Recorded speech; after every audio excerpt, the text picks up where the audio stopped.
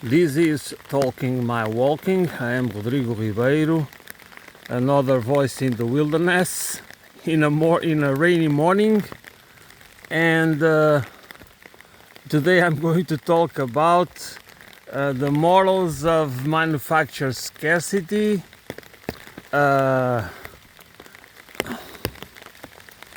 unnecessary suffering, and meritocracy.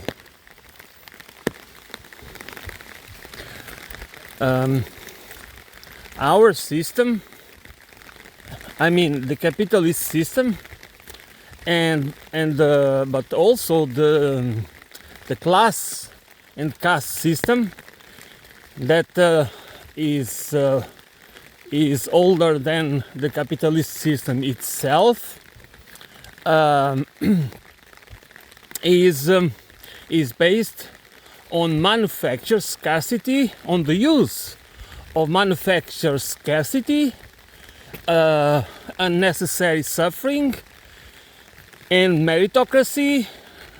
And by its use, I mean it's based on the morals of manufactured scarcity, unnecessary suffering, and meritocracy to justify punishing people and keeping people poor and keeping people destitute on the basis of making them, they would not work, they would be lazy, and this and that, which is not totally wrong, because surely many people only work because they need to work, but there are many ways to for those who don't want, for whatever reason, don't want at all to cooperate with society voluntarily, there are always ways to make them do their part of to participate in the reciprocity economy. Because I always talk about the idea of an economy, or the principles, the principles of the economy, to me at least, is sufficiency and reciprocity, which means that it's not the pursuit of self-interest, okay? Because this is not about the economy. This is about a philosophy of accumulation and control, and accumulation of wealth and private property.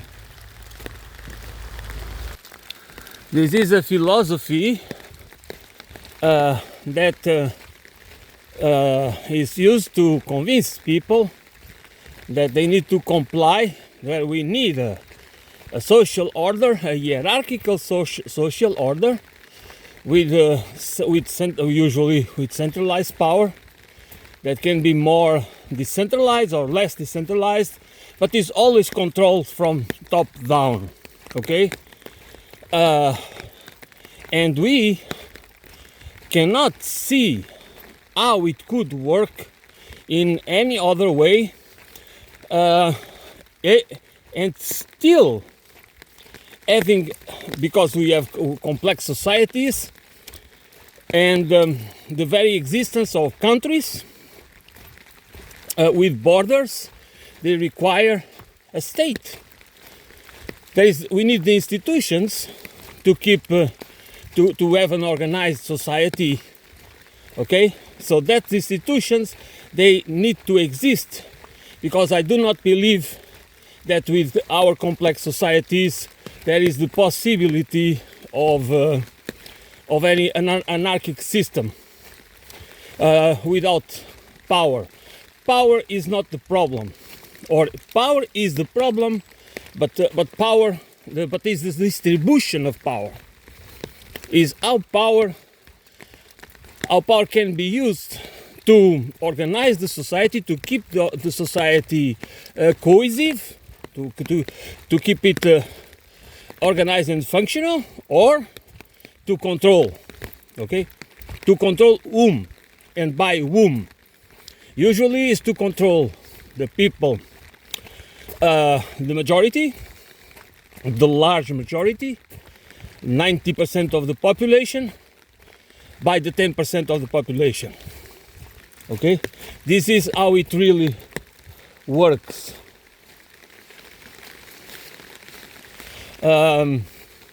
Therefore, we do not. I mean, I do not believe that. There is the need of having a structure in the institutions and the separation of powers and participatory democracy and participatory economics, not participatory annihilation. That's the only thing that we have in these regimes that we call democratic regimes, is participatory annihilation. Okay? That's what they want from us. To be alienated and to engage in annihilation.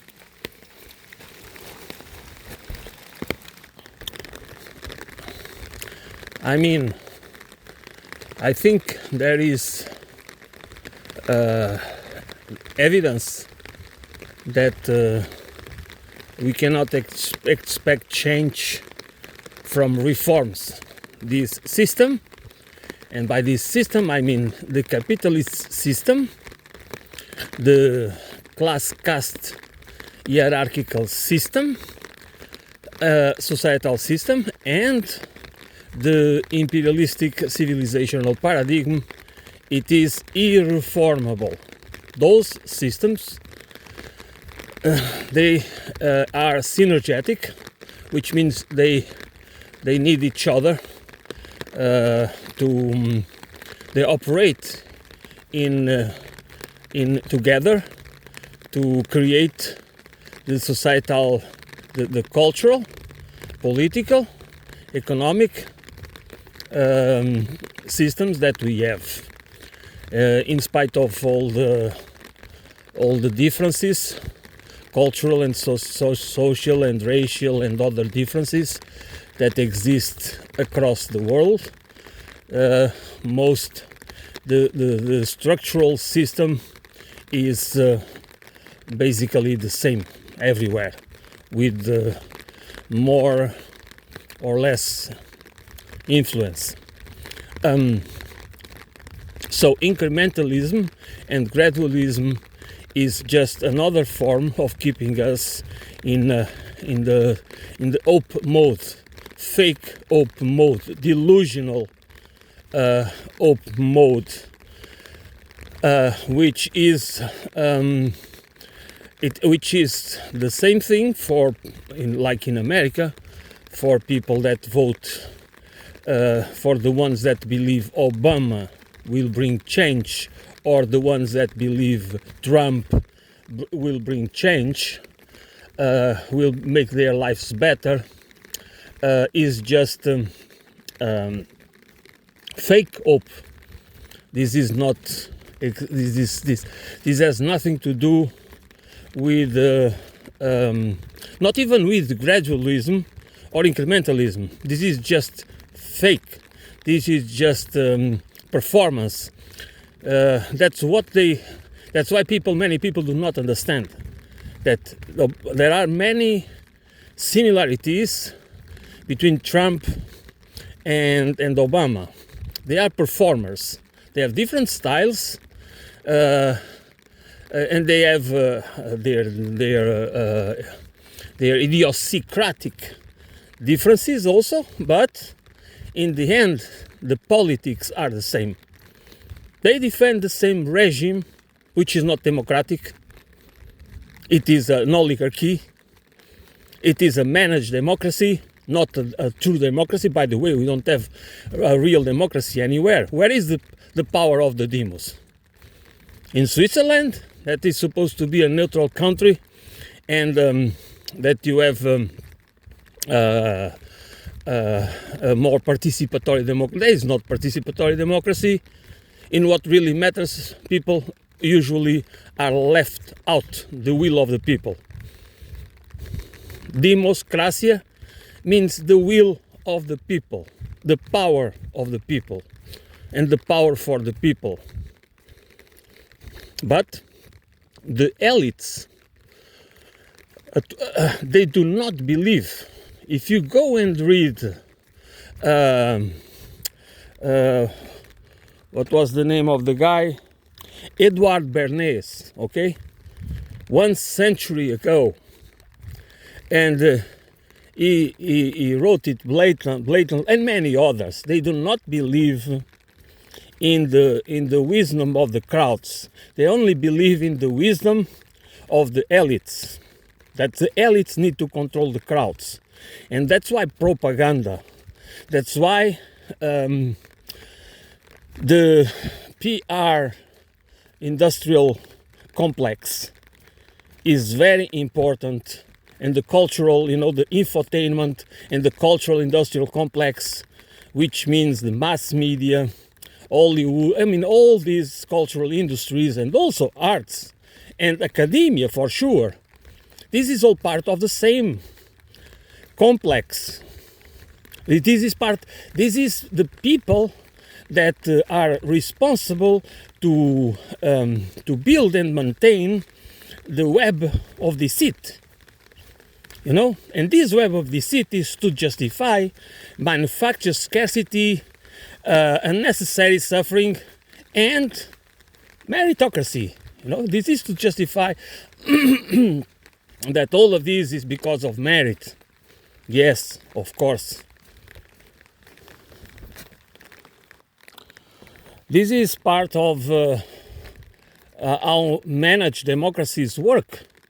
You have to, you can understand it at the sports level. You belong to the team. You are a fan of the team A or team B. You are, and this division, this manufactured division, this intentional tribalization of people, and is to keep people, to create emotional bonds, strong emotional bonds, with, of course, an ideological and morals. That's why the morals of meritocracy, that are the ones that they win because they are better.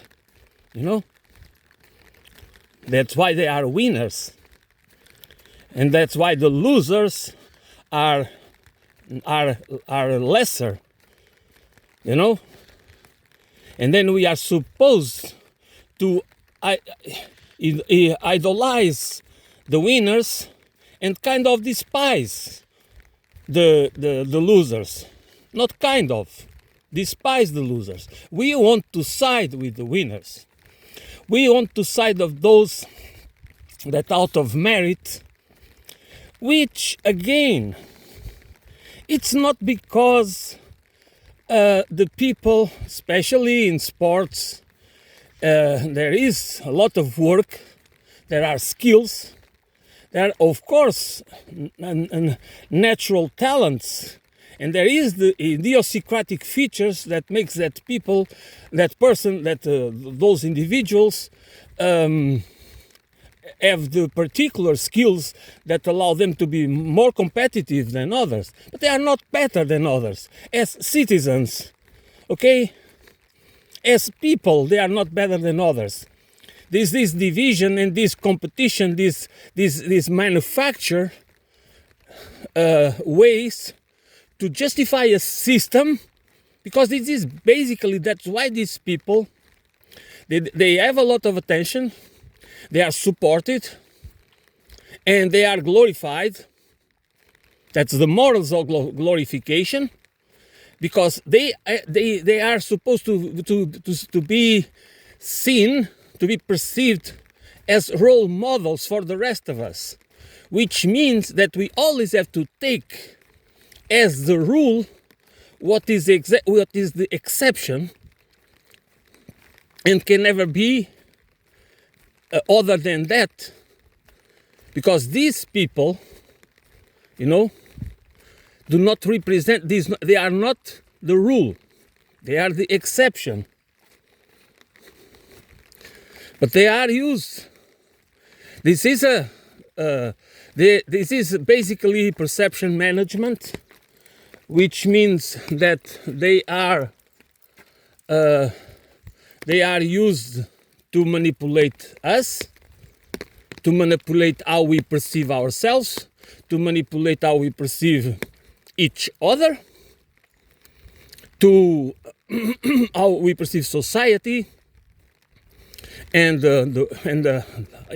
influences our worldview and everything in between. Keep people entertained and polarized and tribalized around minor issues which individually are important. You know, if I have my own problems, of course they are important for me, and sometimes I tend to see the problems through my own lens, which means that my problems probably are the most important problems because they are mine. Okay, sometimes we lose perspective, we are myopic, and that's exactly what they use. They instrumentalize our grievances, our problems. They weaponize them. And because in the end, what they want is to keep us divided. You know, it's the same with religions, it's the same with everything. You know, the divisions, they are never good for people, for ordinary citizens. They are always bad, always. They keep us apart. They just prevent us from organizing, you know. And that's exactly part of the issue. You know, manufacture scarcity divides us, should unite us, because it is a weapon against us. It is an instrument, it is a political, economic and social and cultural instrument against us to keep us poor, dependent, obedient. But they manage, or the managed democracies, not only the managed democracies, but also managed democracies are basically to keep us divided and entertained. You know, this polarization. I mean, there is no difference. The difference is the political differences. Let's put it in a different way. The policies, the policies of Obama and the policies of Trump are imperialistic. They both, I mean, for those who think Trump is against the American hegemony, I don't even know, to be honest. There is one thing that I think divides Trump and Obama. Obama is a much smarter man than Trump. And that's how I perceive it. I think Obama has a much better perception of the reality than the salesman and the performer. You know, the so-called businessman that I don't even know if he is a good businessman or if he has ever been a good businessman. I don't say that Trump is not smart, but I believe Obama is a much smarter person. That is the difference between them. But they do defend the same system They do not, they just have, it's basically about style.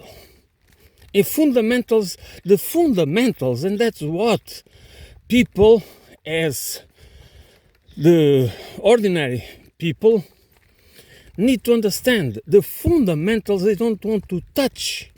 They don't want to go after the banksters. They don't want to go after the people that are exploiting and destroying the real economy. Okay? And in America and elsewhere. They don't want to create a world where cooperation is more important than competition. Because if this mentality of the great power politics, this great power competition is part of the mentality of the culture of the imperialistic civilizational paradigm that we need to fight together. That we need to understand that most divisions, political, religious, and cultural, and artistic movements, and academic, and all these schools of thought, and this and that, they just are they are good to keep us divided, because what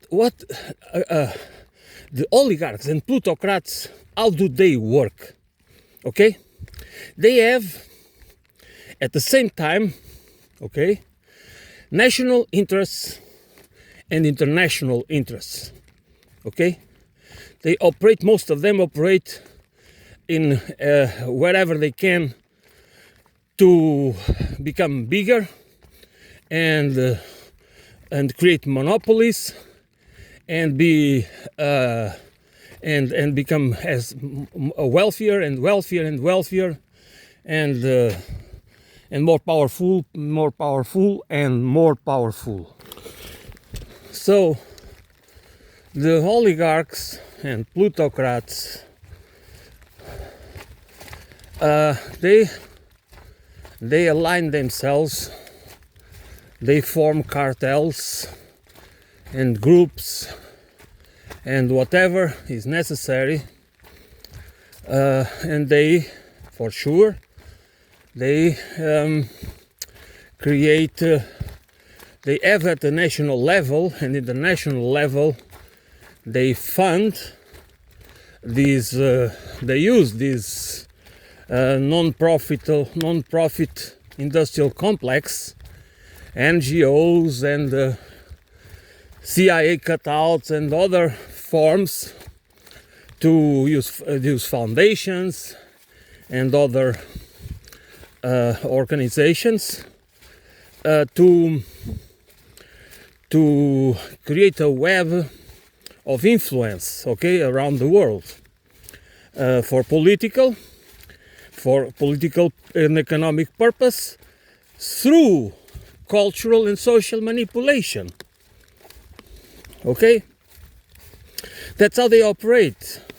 That's how they use a lot of money for that purpose.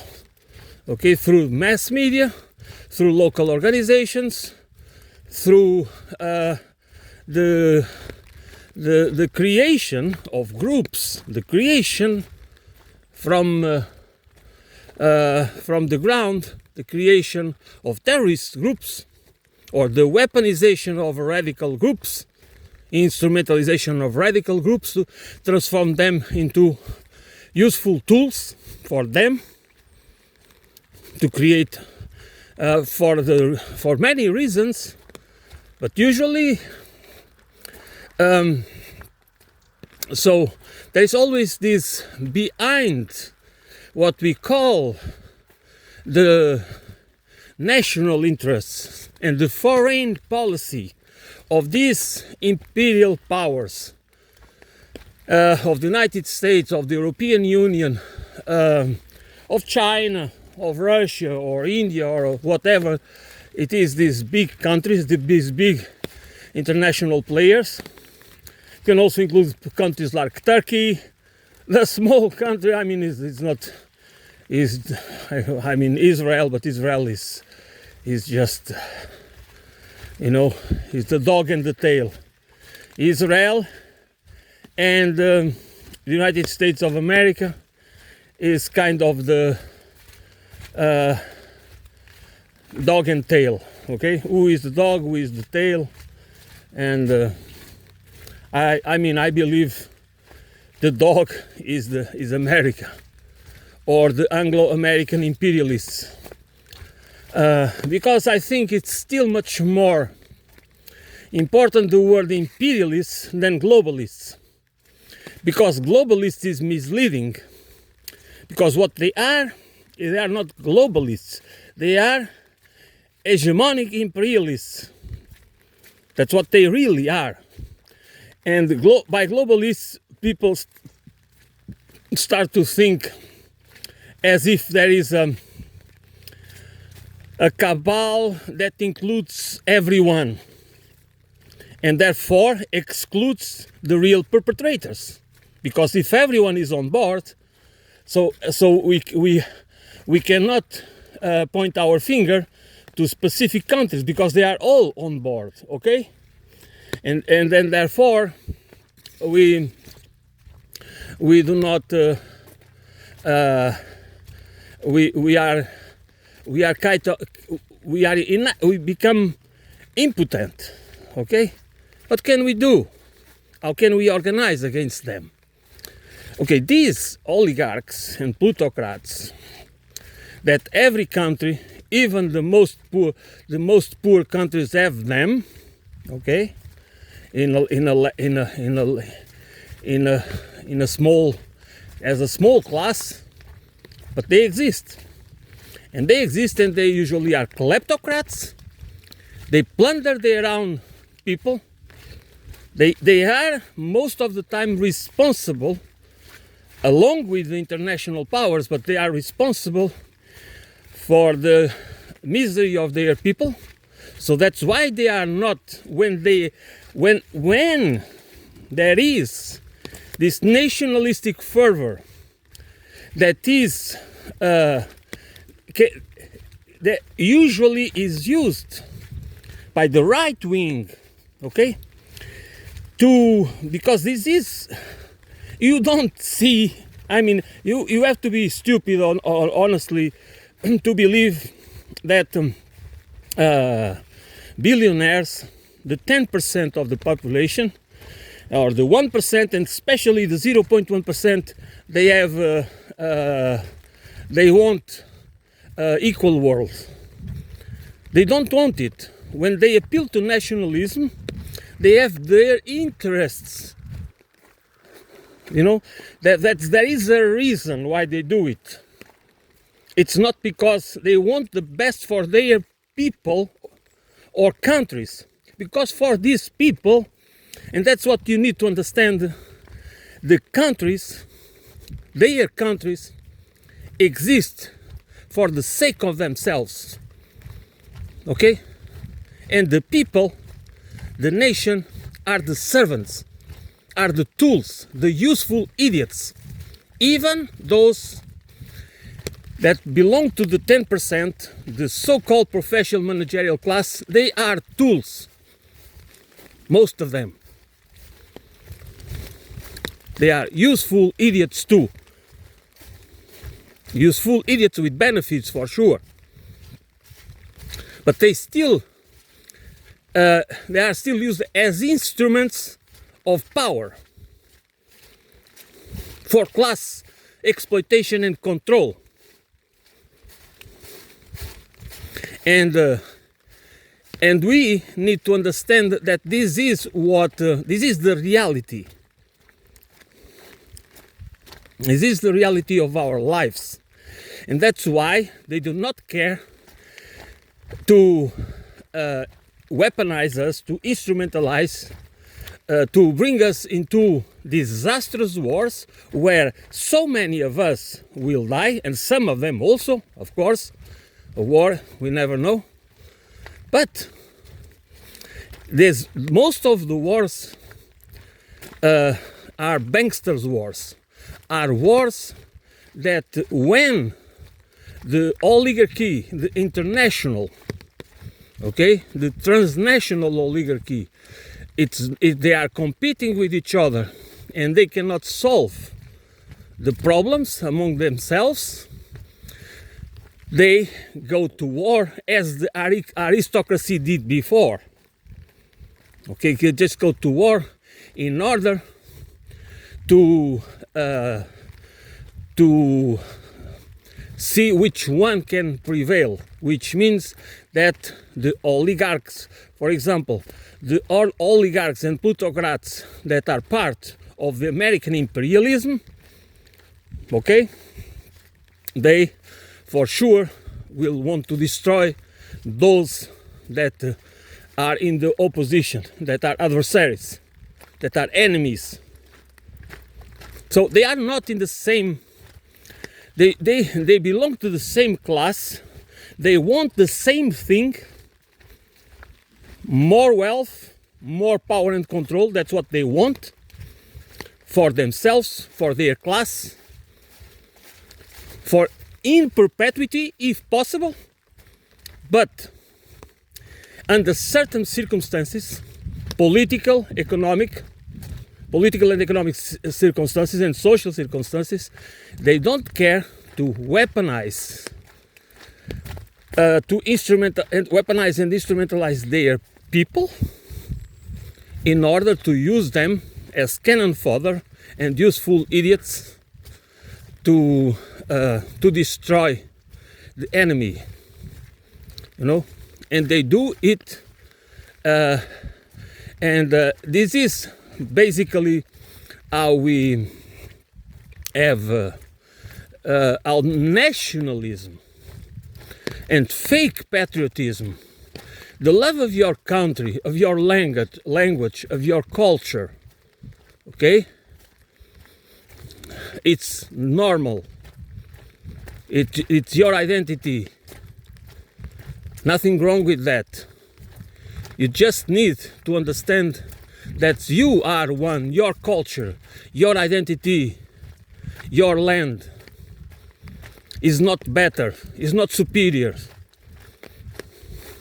It's just that you are a social species. We live in groups, and therefore our identity is groupal, is tribal. But we need the culture of liberation and the culture of solidarity that allows us to put things in perspectives, to have the lens. That's my liberation can only happen with your liberation. Liberation is not individualistic. It needs to be the liberation of others is my own liberation. And if I believe in control by a hierarchical control based on wealth accumulation and private property accumulation,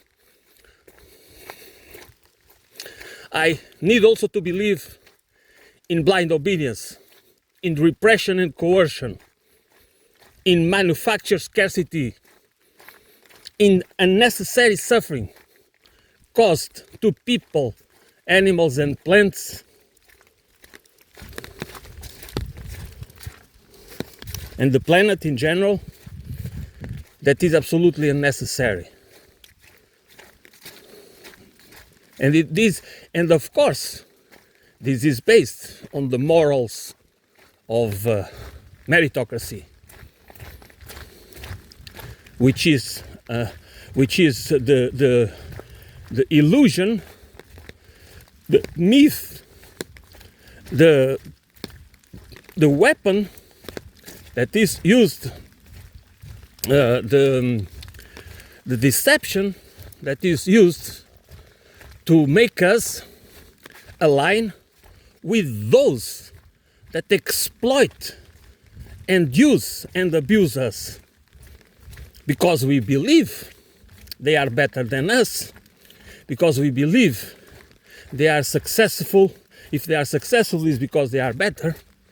is because they deserve to control, to gear the system, to have power. Because, of course, without them, we don't have jobs. Without them, even the planet would not exist, probably. Okay? So we just have this frame, these narratives that allow us to have morals, moral stories, moral narratives that are responsible for perception management. That's what it is.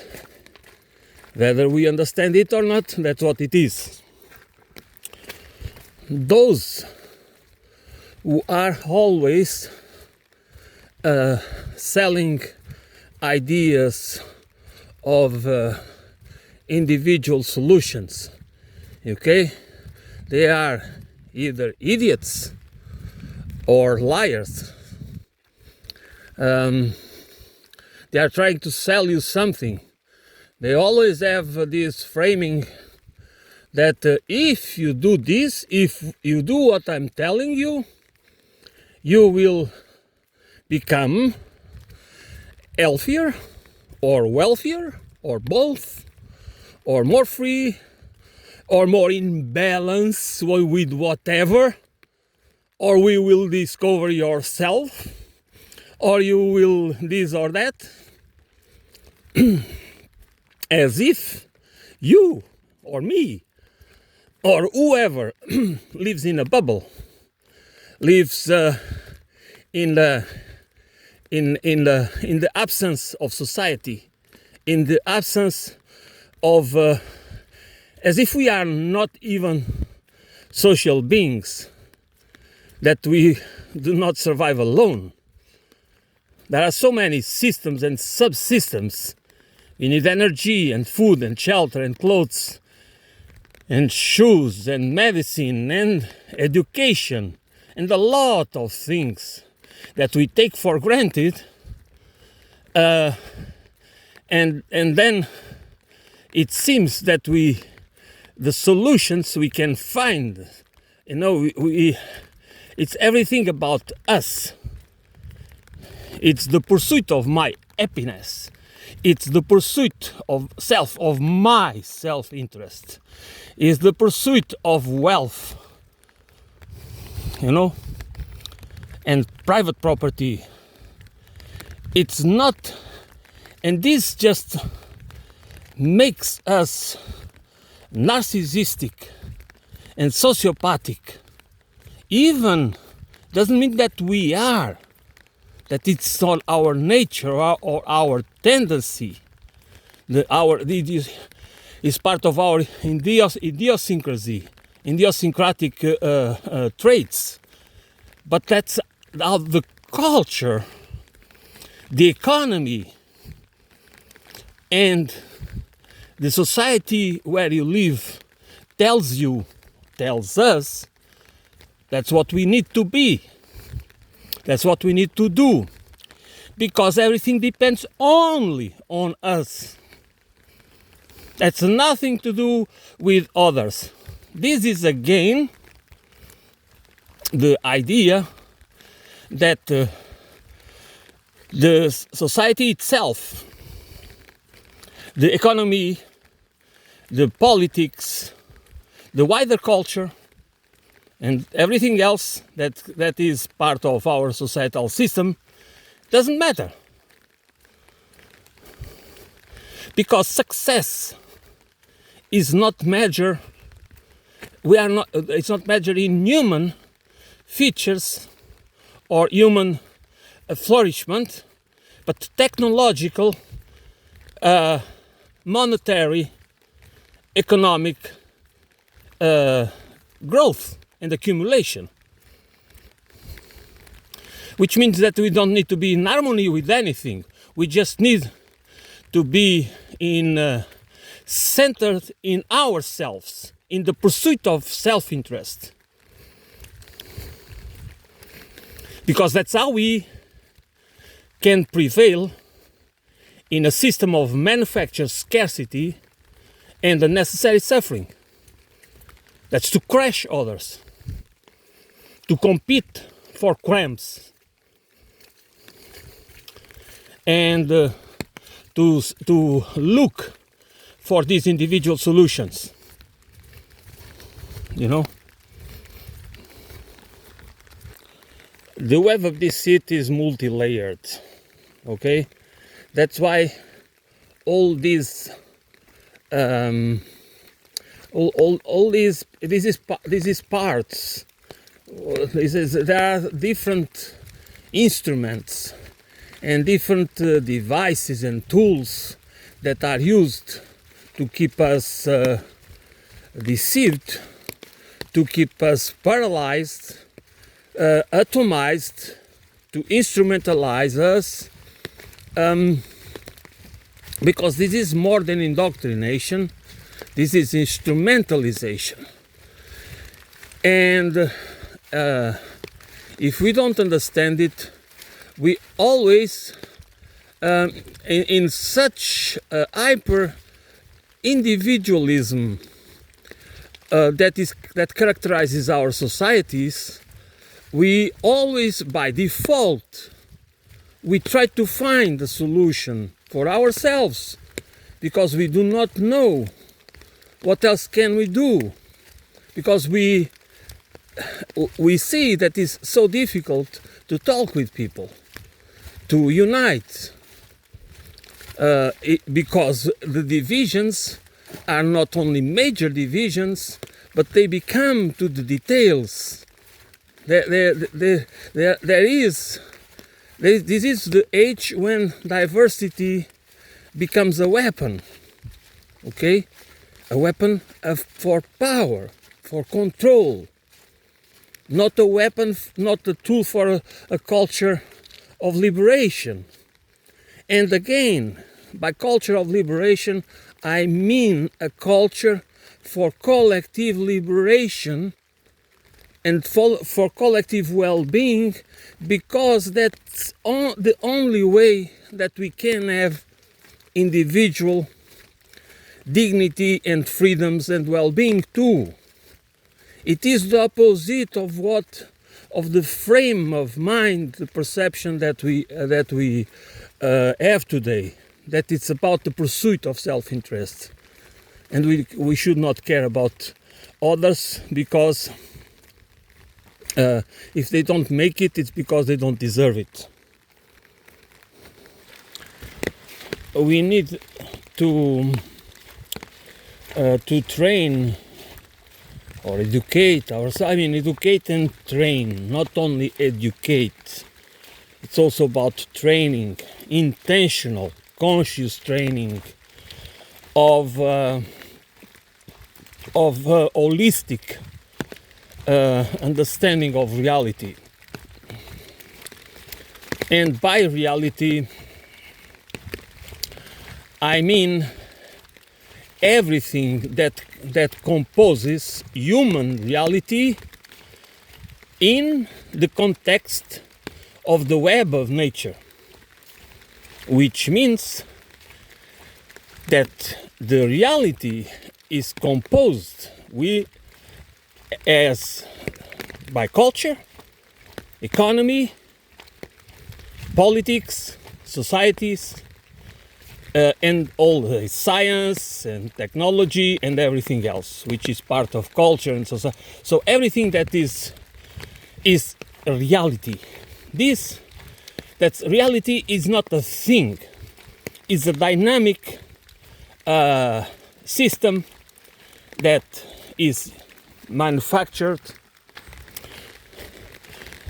So our reality is a complex system, human-made, artificial, that at the same time is part of the web of nature. It doesn't exist in the absence of nature. Okay, it doesn't exist in the absence of the Earth systems. That's what this is a dynamic reality, and therefore that's when we need to understand this reality in a holistic way,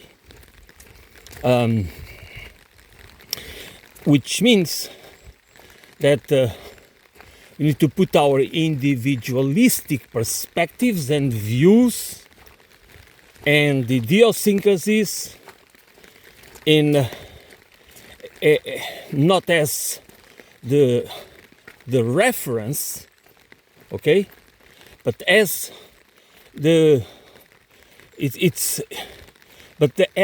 as a part of the, they need to be also part of the analysis, of the critical analysis that we need to train, because that's what we lack a lot.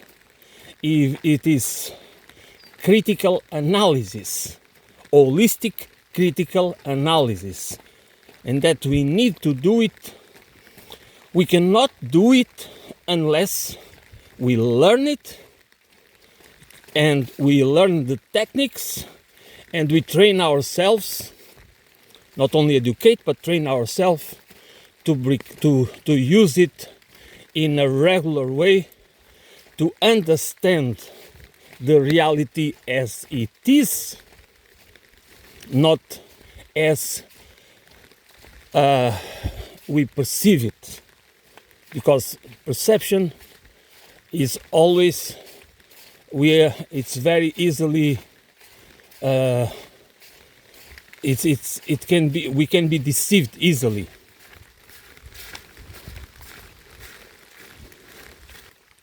If we go back to understand our origins, to understand how tribes and indigenous peoples organized their economies and societies, in spite of all the flaws and mistakes and everything, because it is part of the human culture,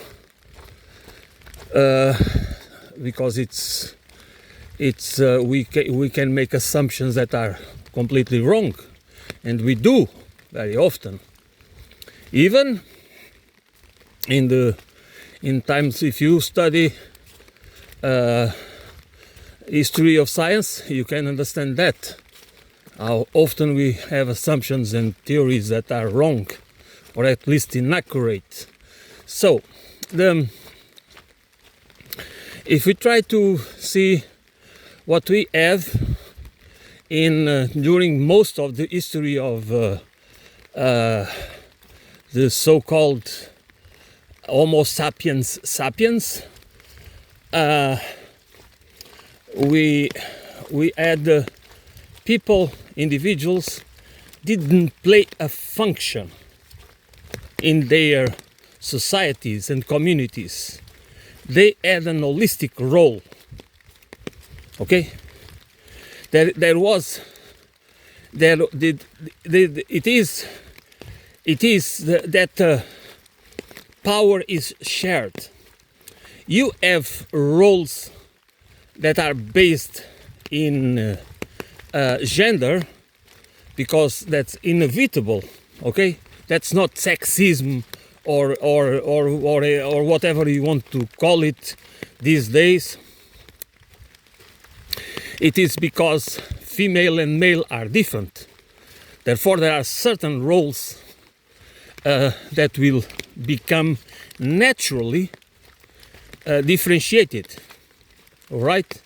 This is nothing to do with the instrumentalization of or exploitation of people by other people.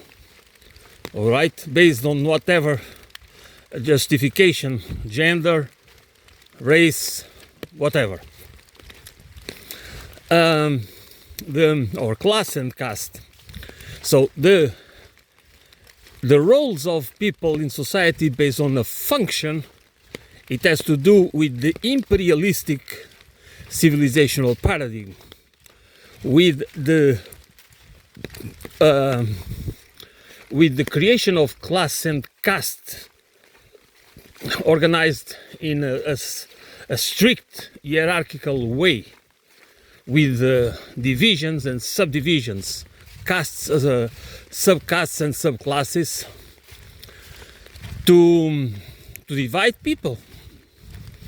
You know, that's much more effective if you have a lot of little differences that can make you feel better in relation to others. This sick perspective of comparing each other according to these false principles based on meritocracy, you know, or based in religion, based like the karma thing, stupid.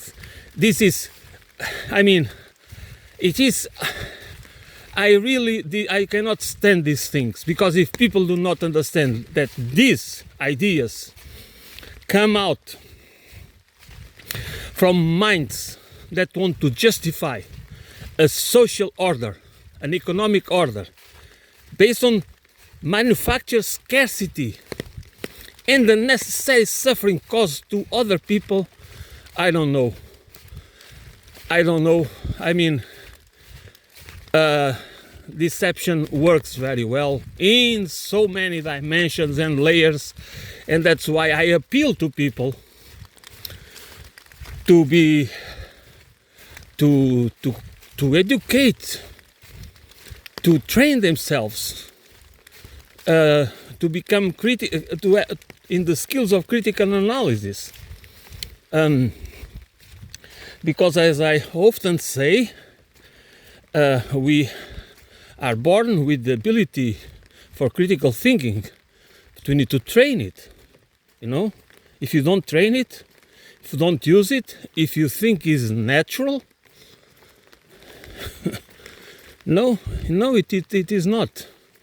It is not, because critical thinking needs to be used to understand our concepts, ideas, our language framing, our logical fallacies, how metaphors and everything else works to create fictional paradigms that we assume as natural and as the truth, as the reality, that of course it's part of the perception management, intentional or not.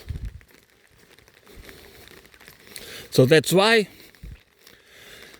it is for me, if we don't do it, I mean, I believe that we just stop talking about freedom. If we not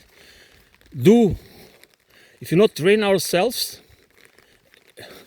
to make these skills more effective, we should stop talking about freedom and about the values of democracy, because we are so deeply propagandized that it is meaningless to talk about freedom. Anyways, so we perform functions. Okay, our role in society is to have a function, and that function gives us a reward. Okay, and that reward is proportional to how much important is our role and function to keep the existing order. Okay, which means to keep the hierarchical order based on inequality, on manufactured scarcity, and the necessary suffering for the accumulation of wealth and concentration of power and control on the top 0.1%. Okay, that's why it's so important, the managerial professional managerial class, that is usually part of the 10%, but there are more than that. The web of power is more. The web of power in terms of the hierarchy of power, it goes lower than it goes more it expands more. The web of power, of course, is maintained through the creation of the conditions to attract accomplices. And every single human being can become an accomplice of the system because they lure us with the private property and self-interest and the pursuit of self-interest and the commodification of everything and whatever as the mechanisms to transform us, as tools to transform us into accomplice of the system. We are the weakest links of the system that can be separated at any point in time, because they just want us to lure us into this idea of becoming owners, the pursuit of ownership that most of us do not understand. That is just a poison gift, you know. This is not truly freedom, as they want you to believe, us to believe that private or to associate the private property ownership and wealth accumulation as freedom, when in fact it is a form of imprisonment. It is a problem of enslavement because of the use of that and interest and compound interest and taxes and many other mechanisms to keep us in a tight leash, and which means that for most of us we live this private property the pursuit of these goals just transform us, just makes us weaker, not stronger, and it's very useful because it transforms us into instruments of the powerful and accomplices of the system itself, and we don't even understand that for them we are just pawns, disposable pawns, useful idiots and cannon fodder. So they use these tools, these tricks to lure us into to transform us into accomplices, into sometimes more fervent capitalists than the capitalists themselves. And then these tricks work because that's if we do not educate and train ourselves in have the holistic understanding of the reality where we live, we are not going to perceive the reality with critical lenses, and even if we are critical of certain aspects of this reality of the system, and where we have to survive, we don't criticize the system itself. We are critical about certain aspects or failures of the system, and we don't see that the failures, the things that we call mistakes or mismanagements or whatever, are most of the time are features of the system. The system is operating as it is supposed to, not because the system is dysfunctional on purpose.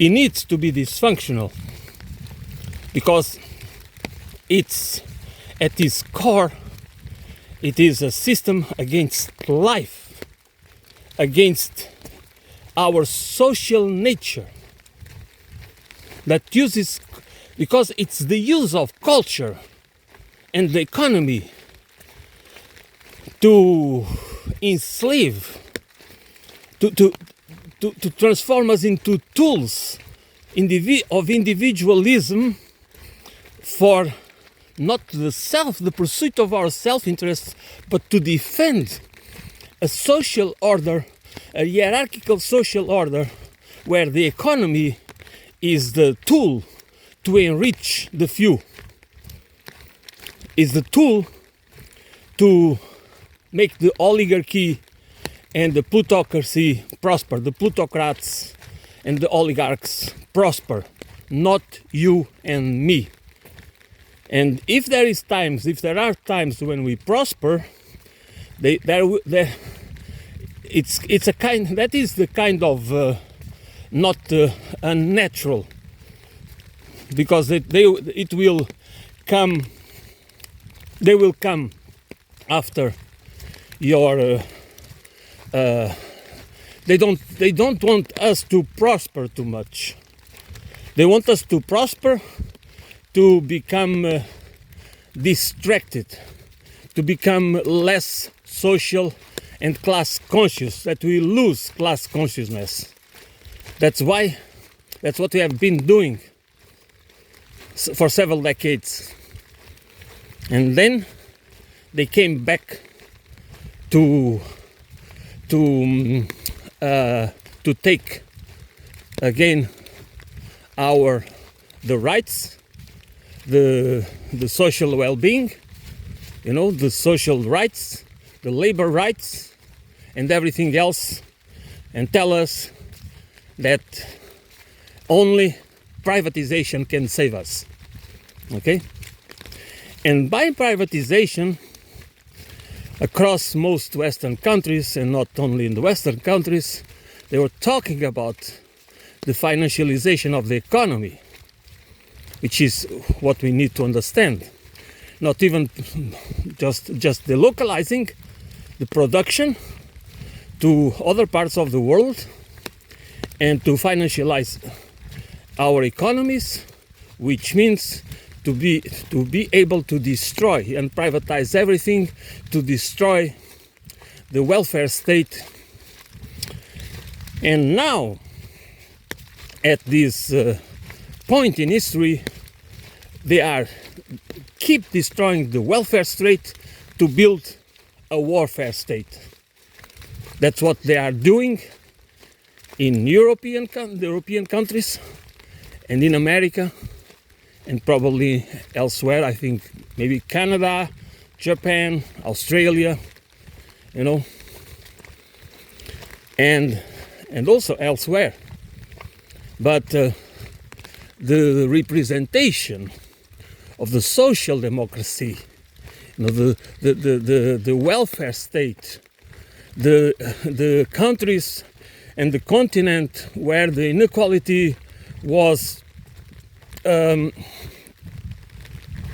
lesser, was minuscule, kind of. Not minuscule, because there was always 10 or 20% of the population that is kept in poverty. Some not in absolute poverty, but in a state of not being really part of the middle class, but the real lower class. But at least the majority of the population could enjoy the benefits of what we call social democracy. And now, since the Reagan administration and Thatcher administration, we are seeing the reverse. Okay? And we just accept this reality. We accept that there is no money, that that there is nothing we can do to save, to keep our universal system services, and everything else.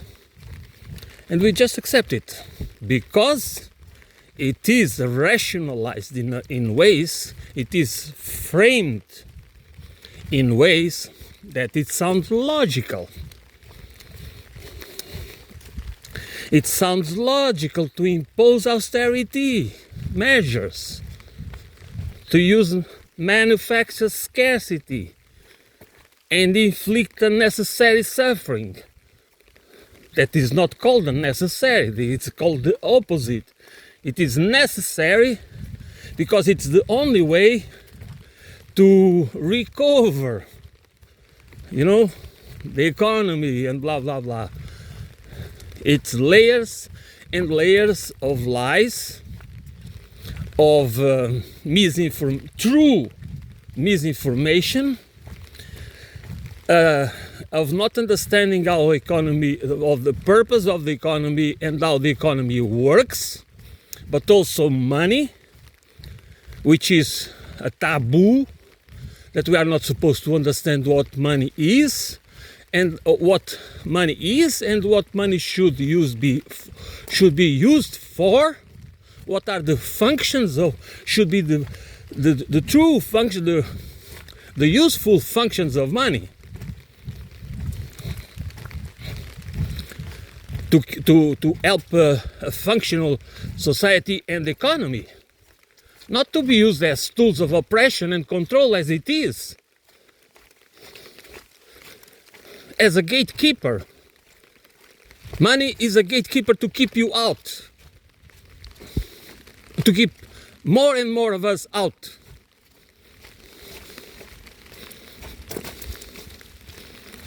To generate unnecessary suffering through manufactured scarcity, using the morals, the fake morals of meritocracy. And we, the people, many of us, just working just to keep, barely to make ends meet. We just believe the system.